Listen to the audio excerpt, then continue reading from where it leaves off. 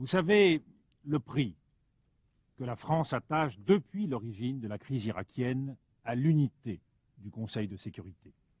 Cette unité repose aujourd'hui sur deux éléments essentiels. Nous poursuivons ensemble l'objectif d'un désarmement effectif de l'Irak. Nous avons, en ce domaine, une obligation de résultat. Ne mettons pas en doute notre engagement commun en ce sens. Nous assumons collectivement cette lourde responsabilité qui ne doit laisser place ni aux arrière-pensées, ni aux procès d'intention. Soyons clairs, aucun d'entre nous n'éprouve la moindre complaisance à l'égard de Saddam Hussein et du régime irakien.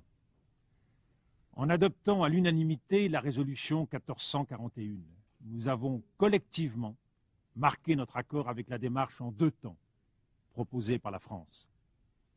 Le choix du désarmement par la voie des inspections et, en cas d'échec de cette stratégie, l'examen par le Conseil de sécurité de toutes les options, y compris celle du recours à la force.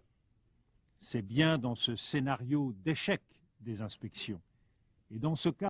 Le gouvernement français, après avoir demandé l'armistice, connaît maintenant les conditions dictées par l'ennemi.